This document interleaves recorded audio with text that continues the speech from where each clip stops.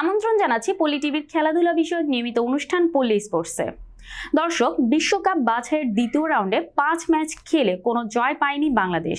তবে শেষটা রাঙাতে চায় লাল সবুজের প্রতিনিধিরা।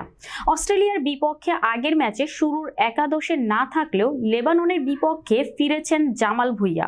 বিস্তারিত জানাতে সঙ্গে আছি আমি সাইমা শিউলি। চলুন দেখে আসি ডেস্ক রিপোর্টে। কাতারের খলিফা ইন্টারন্যাশনাল স্টেডিয়ামের মঙ্গলবার বিশ্বকাপ 2027 এশিয়ান কাপের বাছাইয়ে নিজেদের শেষ ম্যাচে রাত 10টায় লেবাননের মুখোমুখি হয়েছে বাংলাদেশ। শক্তিশালী অস্ট্রেলিয়ার বিপক্ষে ঘরের মাঠে লড়াই করে হেরেছিল লাল সবুজরা। সেই পারফরমেন্সের ধারা কাতারে অব্যাহত রাখতে চায় জামাল ভুঁইয়ারা। কাতারের গরম আবহাওয়ার সঙ্গে মানিয়ে নিতে কন্ডিশনিং ক্যাম্প করেছে কাবরেরার শিষ্যরা। বিশ্বকাপ বাছাইয়ের আই গ্রুপে 1 পয়েন্ট নিয়ে টেবিলের তলানিতে আছে বাংলাদেশ। তাই যে কোনো মূল্যে বাছাইয়ের শেষটা জয়ের রাঙাতে চান জামালরা।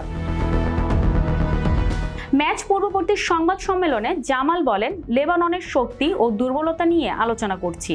সে জায়গাগুলোতে আঘাত করতে পারলে আমরা ইতিবাচক ফল পাবো বলে আমি মনে করি। আমাদের লক্ষ্য হচ্ছে 3 পয়েন্ট। লেবানন বড় চ্যালেঞ্জ। গেল কয়েকদিনের আমরা তাদের বিশ্লেষণ করেছি। আমরা কিভাবে খেলবো সেভাবেই অনুশীলন করছি। লেবানন ও অস্ট্রেলিয়ার পুরোপুরি ব্যতিক্রমী দল। ঢাকায় দু দলের ম্যাচটি 1-1 গোলে ড্র হয়েছিল। শেষ দিকে দারুণ গোল করে বাংলাদেশকে 1 পয়েন্ট এনে দেন শেখ মোরসালিন। 2026 বিশ্বকাপ বাছাইয়ের 6 ম্যাচ শেষে ওই 1 পয়েন্ট নিয়েই সন্তুষ্ট থাকতে হলো বাংলাদেশকে। দোহায় খলিফা আন্তর্জাতিক স্টেডিয়ামে শেষ ম্যাচে লেবানন অধিনায়ক হাসান মাসতুকের হ্যাটট্রিকে বাংলাদেশ উড়ে গেছে 4-0 গোলে।